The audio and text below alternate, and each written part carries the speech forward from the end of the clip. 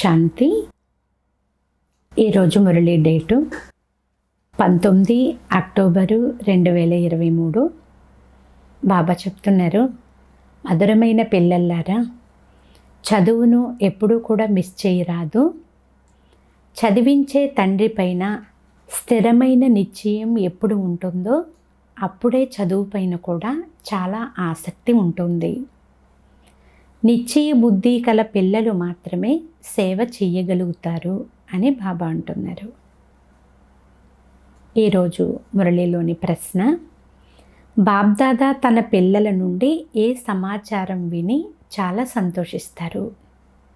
సమాధానము, పిల్లలు సేవా సమాచారం తెలిపి ఉత్తరాలు వ్రాసినప్పుడు, బాబా ఈరోజు మేము పలానా వారికి అర్థం చేయించాము, వారికి 2 తండ్రుల పరిచయాన్ని ఇచ్చాము, ఫలానా విధంగా సేవ చేశాము అని వ్రాసినట్లయితే ఆ ఉత్తరం చదివి బాబా చాలా సంతోషిస్తారు.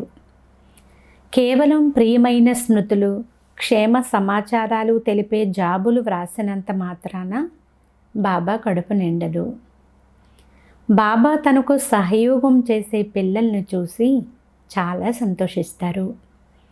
కావున సేవ చేసి ఆ సమాచారం గురించి వ్రాయాలి. పాట, ఓ తల్లి వెళ్తాము పద. ఓం శాంతి. ముళ్ళ ప్రపంచం నుండి పుష్పాల ప్రపంచానికి వెళ్ళాలి అని పిల్లలకు తెలుసు. సత్యయుగి ప్రపంచాన్ని దైవీ పుష్పము అని అంటారు. కలియుగంలోని మానవులు ముళ్ళు సమానముగా ఉన్నారు. ఒకరికొకరు దుఃఖాన్ని ఇచ్చుకుంటూ ఉంటారు, విసిగించుకుంటారు, సతాయించుకుంటూ ఉంటారు. ఇప్పుడు మనము మన దైవీ పుష్పాల సుఖధామానికి వెళ్ళాలి. పోదాం పద అని పిల్లలైన మీరు సంతోషిస్తారు. అయితే అచ్చటికి వెళ్ళే రహస్యాన్ని కూడా అర్థం చేసుకోవాలి కదా. బాగా చదువుకున్నప్పుడే అక్కడికి వెళ్ళగలుగుతారు. మొదట అసలు మనల్ని చదివించేది ఎవరు? ఈ విషయం పైన పక్కా నిశ్చయం ఉండాలి. ఈ విషయాలు ఏ వేదశాస్త్రాలు మొదలైన వాటిలో కూడా వ్రాయబడి లేవు. భలే గీతలో రాజయోగము అని వ్రాయబడి ఉంది. ఇది రాజ్యము కొరకు చదివే చదువు. రాజ్యము సత్యయుగంలో తప్పకుండా ఇస్తారు. మొదట చదివించే వారిపైన పూర్తి నిశ్చయం ఉండాలి. వీరు ఎవరో సాధు సత్పురుషులు మనుషులు కారు. వీరు నిరాకారులు, సర్వాత్మల తండ్రి, పరంపిత పరమాత్మ. కల్పం క్రితం ఎవరికి నిశ్చయం ఉంటుందో ఇప్పుడు వారికే నిశ్చయం ఉంటుంది. పుష్పాల రాజ్యంలోకి వెళ్ళేందుకు ప్రతి ఒక్కరూ వారి వారి పురుషార్థం వారు చేస్తున్నారు అని మీరు చూస్తూనే ఉంటారు. మొదట నిశ్చయం ఉంటే వెంటనే చదువులో లగ్నమైపోతారు. శాస్త్రాలలో కృష్ణ భగవాను వాచాని వ్రాసేశారు. అంతేకాక రుద్రజ్ఞాన యజ్ఞము అని కూడా వ్రాయబడి ఉంది. ఇవేమో జ్ఞాన విషయాలు. మానవులు కృష్ణునికి కర్రతో చేయబడిన పిల్లల గ్రోవిని ఇచ్చారు. నీ మురళిలో దైవీ గారడి అనే గాయనం కూడా ఉంది. వెదురు మురళితో దైవీ గారడి జరగదు కదా. దానిని నోటితో మ్రోగించగలరు. కృష్ణుని బాల్యమే చూపిస్తారు. ఆడుతూ గెంతుతూ ఉంటాడు. ఇవన్నీ చాలా బాగా అర్థం చేసుకునే విషయాలు. అయితే పిల్లలు ఇప్పుడు ఇది రాజయోగము అనేది తెలుసుకున్నారు. అనగా రాజ్యమును ప్రాప్తి చేసుకునే చదువు. చదివించే వారితో యోగము. వారు మన ఎదురుగా మన సన్ముఖంలోకి వచ్చి మనల్ని చదివిస్తారు. ఇందులో వెదురు మురళి యొక్క మాట ఏమీ లేదు. ఈ విషయాలే అద్భుతమైనవి. నిరాకారుడు స్వయముగా వచ్చి చదివిస్తారు అనే విషయం కూడా అసలు ఎవరికీ తెలియదు. కృష్ణుని మురళిలో ఈశ్వరీయ గారడి ఉంది అని అంటారు. అనగా భగవంతుడు వేరే ఉన్నారనే కదా. కృష్ణుణ్ణి ఖుదా అని అనరు. ఖుదాయే. వారిని ఇంద్రజాలికులు అని అంటారు. జాదూగర్ స్వయముగా వచ్చి ఇంద్రజాలం చూపిస్తారు. సాక్షాత్కారం చేయిస్తారు. అంతేకాక ఉన్నతమైన పదవిని ప్రాప్తింపచేసేందుకు చదివిస్తారు. మీరాబాయి కూడా వైకుంఠం చూసి నృత్యం చేసింది, కానీ ఆమె రాజయోగం మాత్రం నేర్చుకోలేదు. రాజయోగం గురించి మరి ఏ ఇతర శాస్త్రాల్లో కూడా లేదు కదా. మీరాబాయిని చదివించేవారు ఎవరూ లేరు.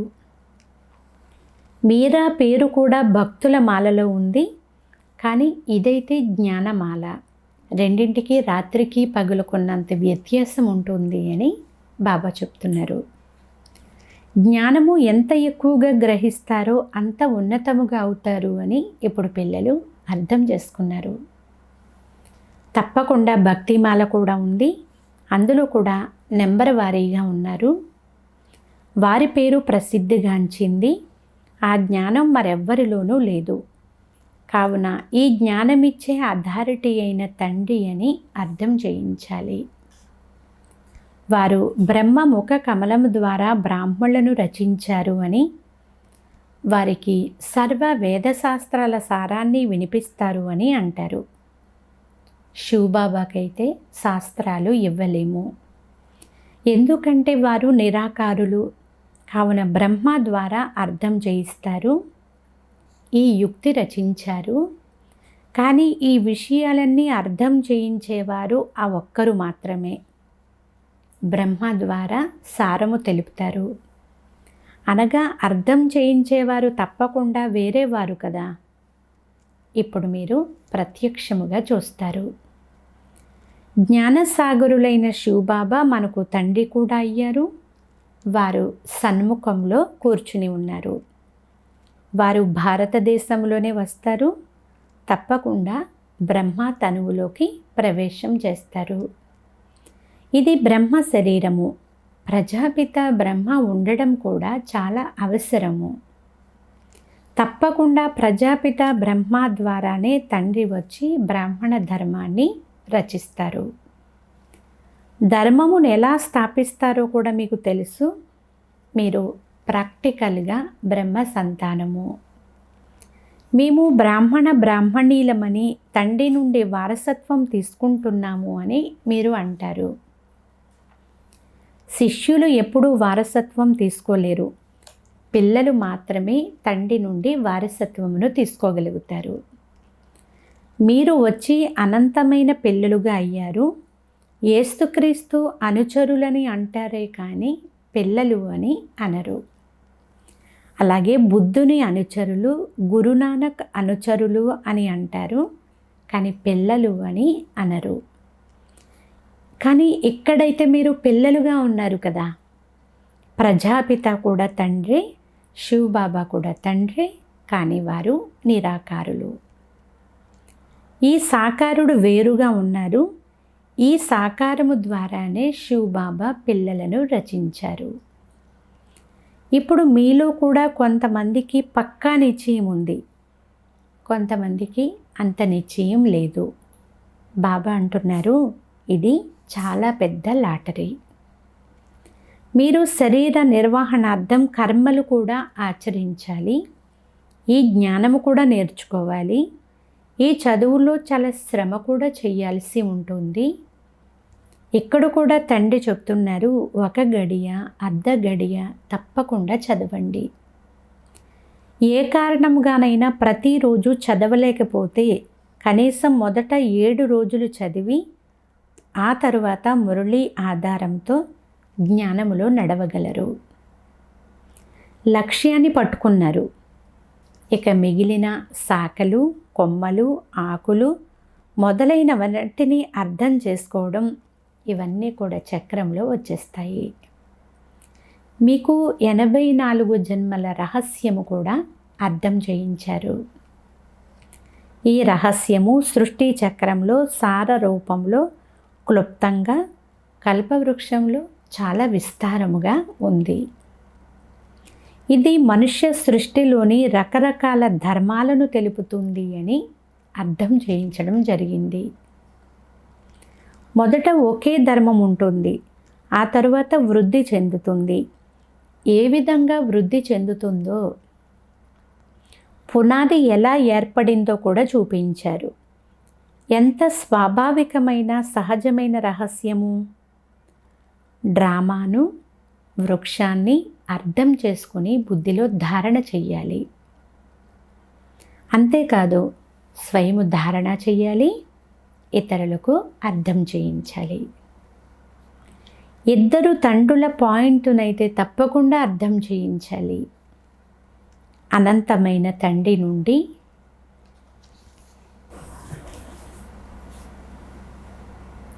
రాజ్యము లభిస్తుంది.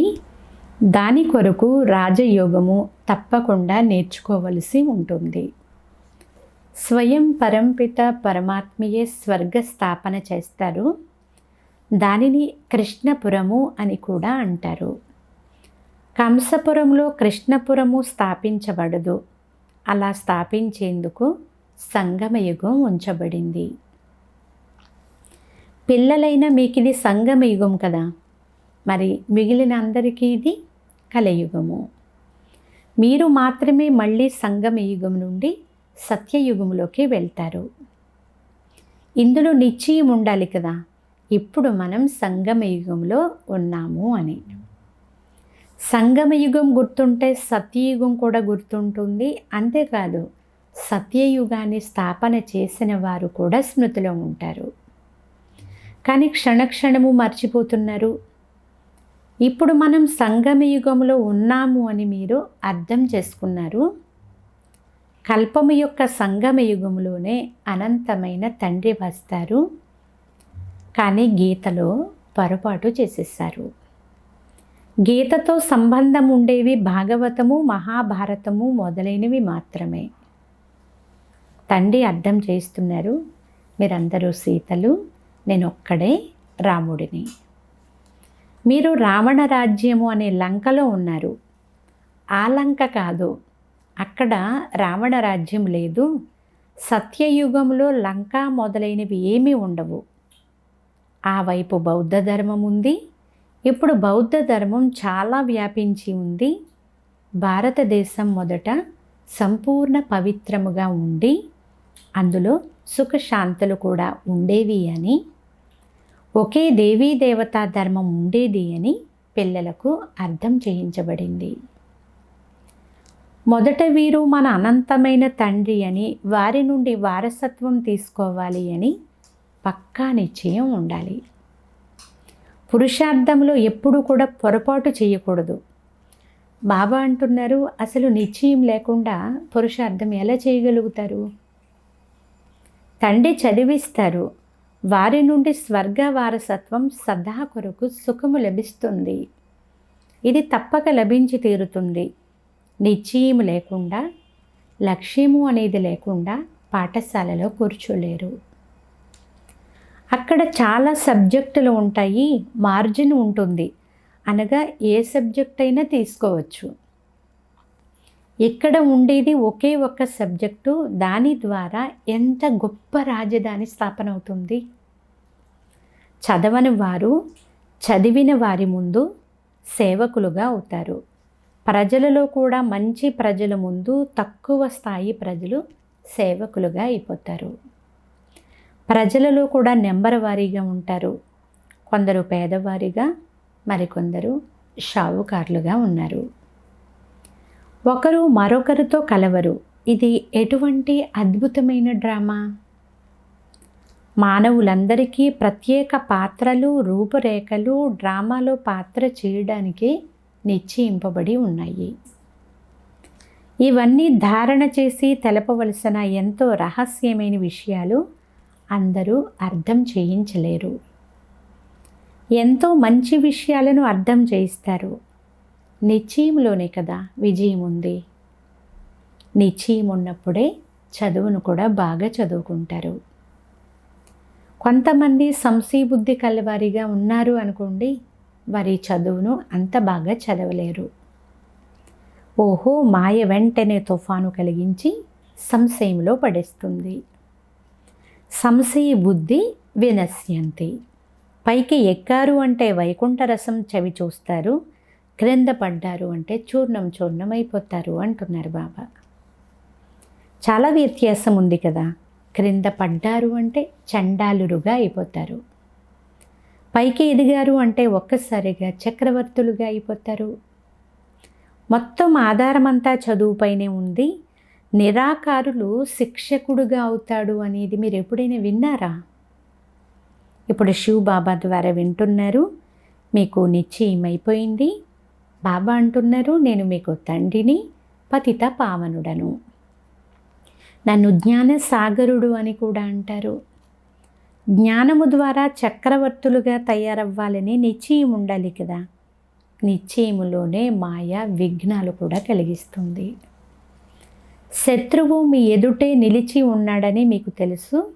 మాయ మన శత్రువు అని, అది క్షణము కూడా మోసం చేస్తుంది అని మీకు తెలుసు. దాని వలన సంశయపడి చాలామంది పిల్లలు చదువును వదిలేస్తూ ఉంటారు. చదువును వదిలేశారు అంటే తండ్రిని, టీచరును, సద్గురువుని, ముగ్గురిని వదిలేసినట్లే. ఆ గురువులు మారుతూ ఉంటారు. అనేక మంది గురువులను ఆశ్రయిస్తూ ఉంటారు. అయితే సద్గురువు మాత్రం వీరొక్కరే. ఈ బ్రహ్మ తన మహిమను చెప్పుకోరు. తండ్రి తన పరిచయమునిస్తారు. భక్తులు ఓం నమ శివాయ, మీరే మా మాతాపిత అంటూ పాటలు పాడుతూ ఉంటారు. కానీ ఆ మాతాపితల గురించి వారికి ఏమీ తెలియదు. కేవలం నోటితో అంటూ ఉంటారు, పూజిస్తూ ఉంటారు. అసలు శివుడు ఎవరు అనేది ఇప్పుడు మీరు అర్థం చేసుకున్నారు కదా. శివుని తర్వాత బ్రహ్మ సరస్వతులు వస్తారు. ఆ తర్వాత లక్ష్మీ నారాయణులు వస్తారు. మొదట శివబాబా, ఆ తర్వాత బ్రహ్మ, విష్ణు, శంకరులు. తండ్రి చెప్తున్నారు, నేను మొట్టమొదట బ్రహ్మలో ప్రవేశిస్తాను. మొదట వీరిని రచిస్తాను. బ్రహ్మ ద్వారా స్థాపన తరువాత బ్రహ్మయే విష్ణువుగా అయి సత్యయుగాన్ని పాలన చేస్తారు. ఈ పాయింట్లన్నింటినీ మీరు చాలా బాగా నోట్ చేసుకోవాలి అంటున్నారు బాబా. తర్వాత ఇతరులకు అర్థం చేయించే ప్రయత్నం చేయాలి. కొంతమంది చాలా బాగా అర్థం చేయిస్తారు. బాబా విషయం వేరే. కాసేపు శివబాబా అర్థం చేయిస్తారు, కాసేపు ఈ బాబా కూడా అర్థం చేయిస్తారు. కానీ మీరు సదా శివబాబాయే అర్థం చేయిస్తున్నారు అని భావించాలి. శివబాబాను స్మృతి చేయడం ద్వారా వికర్మలు వినాశనమవుతాయి. శివబాబా వీరి ద్వారా కొత్త కొత్త విషయాలు, పాయింట్లు వినిపిస్తారు. చాలా యుక్తిగా అర్థం చేయిస్తారు. కావున పిల్లలు అర్థం కూడా చేసుకోవాలి. మొదట నిశ్చయం చేసుకోవాలి. 7 రోజులలో రంగు చాలా బాగా ఏర్పడగలదు. అయితే మాయ కూడా చాలా తీవ్రమైనది కదా. మొదట తండ్రి స్వర్గ రచయిత కావున రాజయోగమును వారే నేర్పించి ఉంటారు అని నిశ్చయం ఉండాలి. కృష్ణుడు నేర్పించలేడు. ఎందుకంటే వారు వచ్చేది సత్యయుగంలో కదా. స్వర్గ రచయిత శివబాబా ఎవరైనా కృష్ణుని శరీరంలో వచ్చారని అన్నా కృష్ణుడైతే అదే రూపంలో మాత్రం రాజాలడు. అతడు రావడం సత్యయుగంలోనే జరుగుతుంది. బాబా అయితే ఎవరి గర్భము నుండి కూడా జన్మ తీసుకోరు. ఇతని శరీరంలో ప్రవేశించి ఇతని పేరు బ్రహ్మ అని ఎందుకు ఉంచారో ఇతనికి తన పరిచయం కూడా ఇస్తారు. ఇతడే ప్రారంభము నుండి చివరి వరకు పాత్రను అభినయిస్తాడు. మీకు కూడా చాలా మంచి మంచి పేర్లు పెట్టాను. ఎంతమంది పిల్లల పేర్లు వచ్చాయి? ఆశ్చర్యం కదా. వెంటనే 200-250 మంది పేర్లు వచ్చాయి.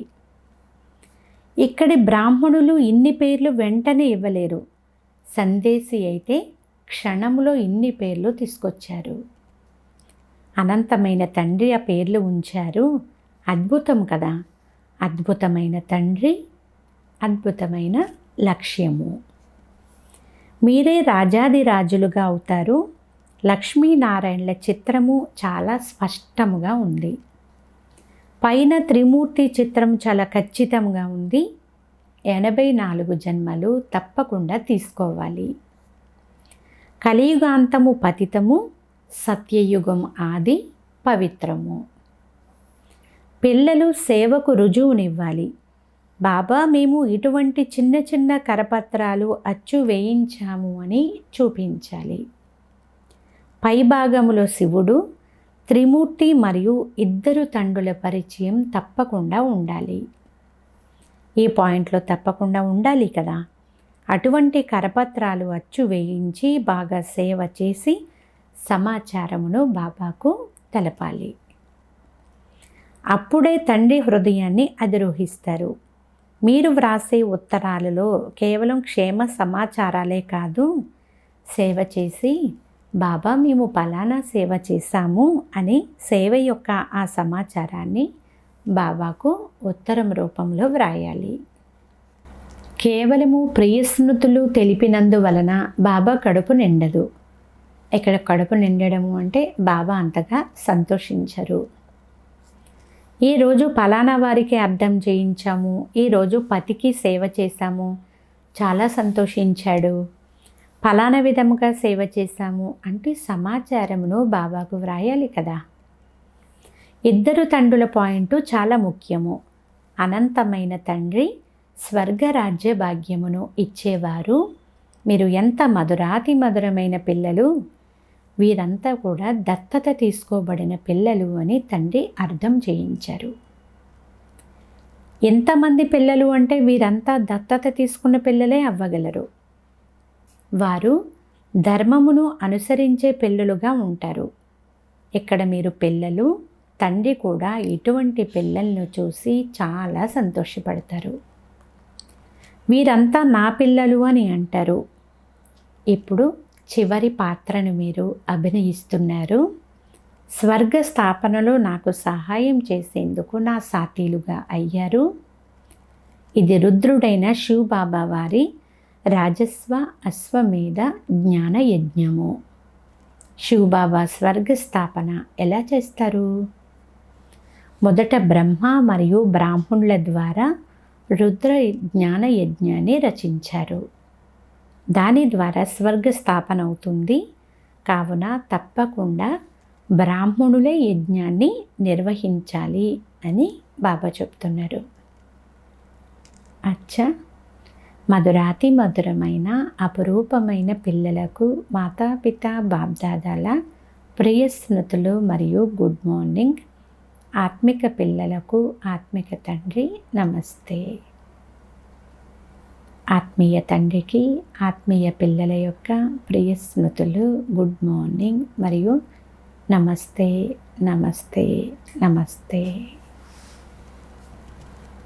ధారణ కొరకు ముఖ్య సారము. ఫస్ట్ పాయింట్, నిశ్చీ బుద్ధి కలవారిగా అయ్యి చదువుకోవాలి. చదువులోని ఏ విషయంలో కూడా అసలు ఎప్పుడు సంశయములోకి రాకూడదు. నిశ్చయములోనే విజయం ఉంది. సెకండ్ పాయింట్, తండ్రికి సాతీలుగా అయ్యి స్వర్గ స్థాపనా కార్యంలో పూర్తి సహయోగులుగా అవ్వాలి. యజ్ఞాన్ని సంభాళన చేసే పక్కా బ్రాహ్మణులుగా అవ్వాలి. ఈరోజు వరదానము, జ్ఞాన స్వరూపులుగా అయి కర్మ ఫిలాసఫీని గుర్తించి దానిపైన నడిచే కర్మ బంధన్ ముక్త భవ. సారాంశము, చాలామంది పిల్లలు చాలా జోష్లోకి వచ్చి అన్నీ వదిలి దూరమై తనువు ద్వారా వేరైపోతారు. కానీ మనసు యొక్క లెక్కాచారం ఉన్న కారణంగా పదే మనసు లాగుతూ ఉంటుంది. బుద్ధి దానివైపే మాటికి వెళ్ళిపోతూ ఉంటుంది. ఇది కూడా ఒక పెద్ద విఘ్నములాగా అయిపోతుంది. అందువలన ఎవరి నుండి దూరం అవ్వాలి అంటే మొదట నిమిత్త ఆత్మలతో వెరిఫై చేయించండి. ఎందుకంటే ఇది కర్మల ఫిలాసఫీ. బలవంతంగా తెంచడం వలన మాటికి మనసు అటువైపే వెళ్తూ ఉంటుంది కదా. అయితే జ్ఞానస్వరూపులుగా అయి కర్మల ఫిలాసఫీని వెరిఫై చేయించుకున్నట్లయితే సహజముగానే మీరు కర్మబంధనము నుండి ముక్తులుగా అయిపోతారు. స్లోగన్, తమ స్వమానము యొక్క సీటు పైన సెట్ అయినట్లయితే మాయ మీ ముందు సరెండర్ అయిపోతుంది, అంటే సమర్పణ అయిపోతుంది. అచ్చా, ఓం శాంతి.